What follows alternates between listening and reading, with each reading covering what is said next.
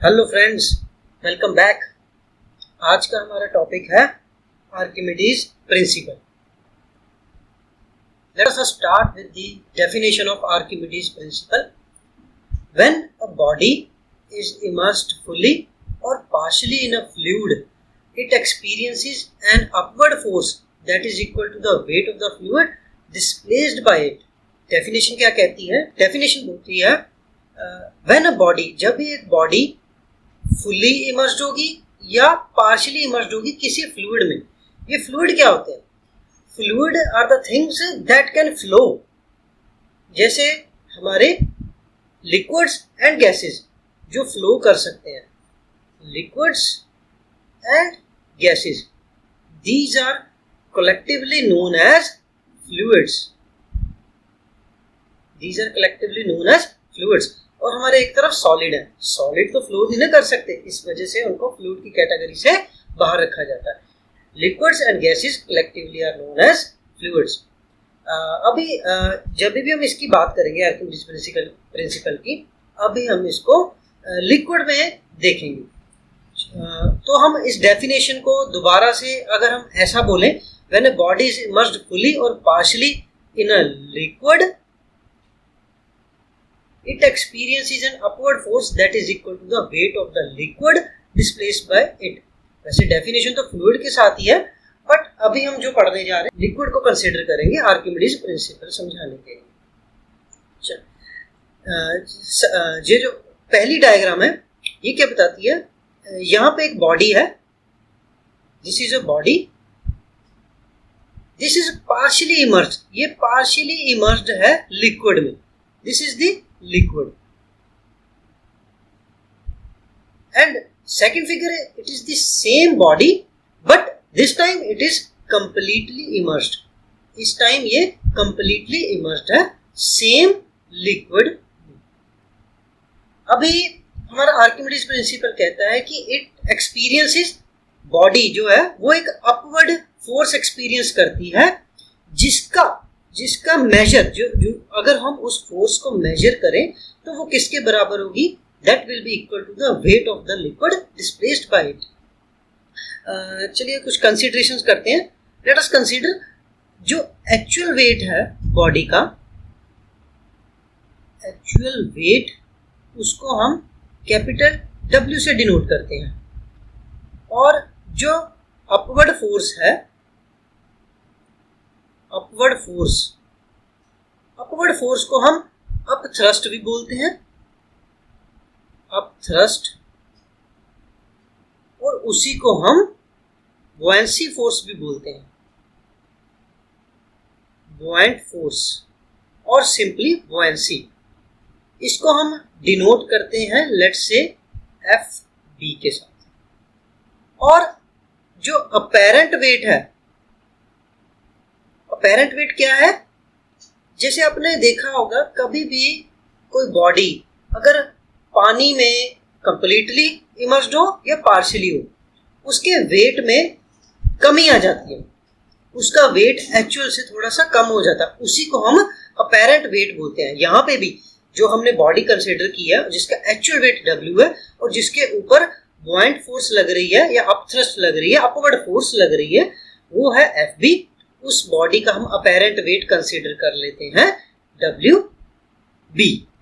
इसको हम apparent wait बोलते हैं। नेक्स्ट WB, ये किसके बराबर होगा? It will be equal to the actual weight minus the up thrust, upward thrust या buoyancy.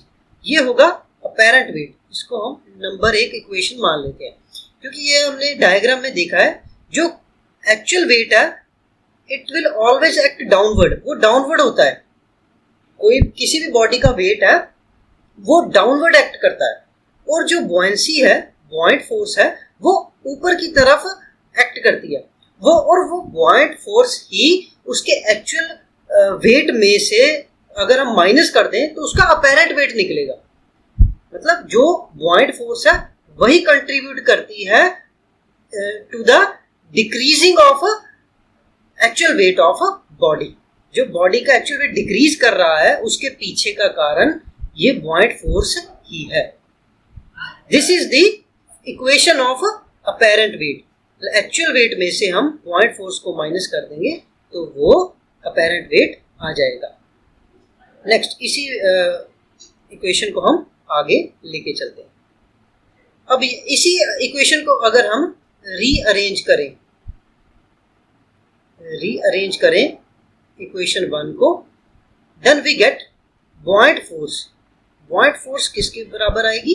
It will be equal to actual weight minus the apparent weight, and according to the definition it will be equal to the weight of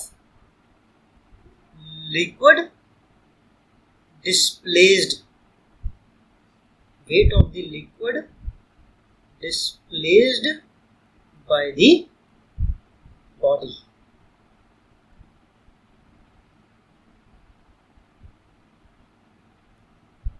this is the main equation. इसको हम box में बंद कर देते हैं, यही हमारी main equation है। इस इक्वेशन को हम नंबर 2 कहते हैं। ये हमने ऐसा क्यों लिखा, weight of the liquid displaced by the body, क्योंकि यही डेफिनेशन थी। ये देखिए, this is the definition, upward force that is equal to the weight of the fluid और लिक्विड डिस्प्लेस्ड बाय इट। अभी हमने buoyant फोर्स का मेजर निकाला, वो था actual weight minus apparent weight, and this is equal to the weight of the liquid displaced by the body. अभी एक special case consider करते हैं इसका। स्पेशल केस क्या है?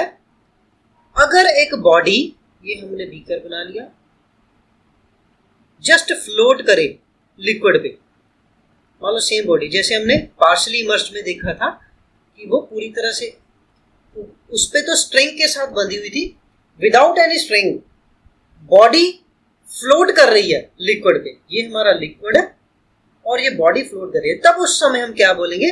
उस समय हम बोलेंगे जो इसका वेट है बॉडी का, it is completely balanced by the upthrust, that is wait of the body is completely balanced by the buoyant force Fp। इस स्पेशल केस में W will be equal to FB।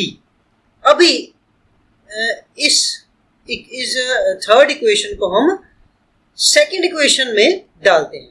Put it in second equation, then हम क्या देख सकते हैं कि अगर हम buoyant फोर्स इधर लिखें और W की जगह भी हम FB लिख दें, इक्वल माइनस WB, तो इससे अपेरेंट वेट निकालें। अपेरेंट वेट क्या आएगा? 0। ये क्वेश्चन बहुत इंपॉर्टेंट है। अगर एग्जामिनेशन में कोई क्वेश्चन इसके ऊपर आएगा तो ऐसा ही आएगा, वो सीधा पूछ लेंगे what is the apparent weight of a floating body? The apparent weight of a floating body is 0। Why 0? Because the buoyant force will be equal to the weight of the body। अभी इस equation, अभी W भी 0 है, तो from equation 2 हम क्या लिख सकते हैं?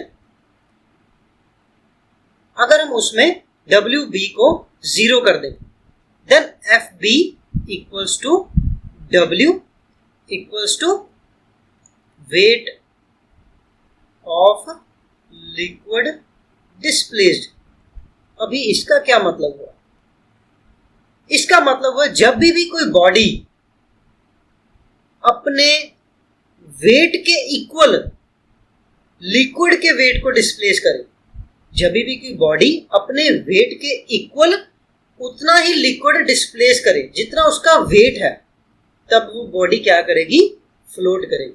क्योंकि हमने ऊपर पढ़ा आर्किमिडीज प्रिंसिपल में दैट buoyant फोर्स किसके बराबर होती है? Wait of the liquid displaced. और वेट ऑफ लिक्विड यहाँ पे इस स्पेशल केस में किसके बराबर हो गया? Wait of the body.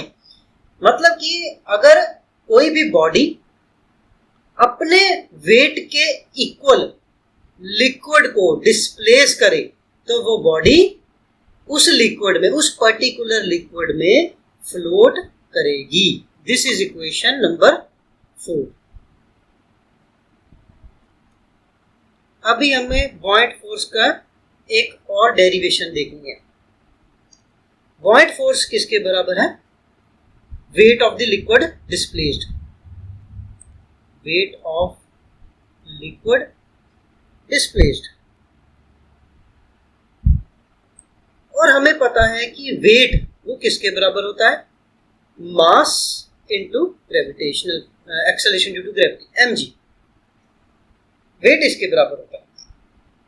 और एक और चीज पता है हमें कि density is equal to mass per unit volume.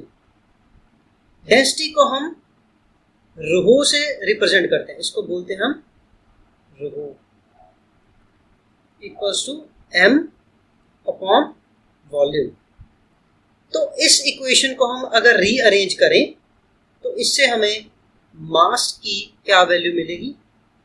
Row multiply by we. अभी इस मास के फॉर्मूले को हम यहां पे पुट करते हैं. Then we can see F B equals to density of liquid displaced, जो लिक्विड डिस्प्लेस हो उसकी density, multiply by volume of liquid displaced, जितना लिक्विड डिस्प्लेस हुआ है उसका वॉल्यूम. क्योंकि यहाँ पे वेट किसका है? लिक्विड डिस्प्लेस्ड का है, सारे लिक्विड का नहीं है. This is not the weight of the whole liquid, this is the weight of the liquid that has been displaced by the body. इस वजह से ये जो वॉल्यूम होगा ये भी उसी डिस्प्लेस्ड लिक्विड का वॉल्यूम होगा जितना लिक्विड डिस्प्लेस हुआ है, into G. This is the formula based on which there will be numericals and we can easily solve those numericals. Next हम देखते हैं व्हेन अ बॉडी फ्लोट और when a body sinks in a liquid. When a body floats or sinks in a liquid.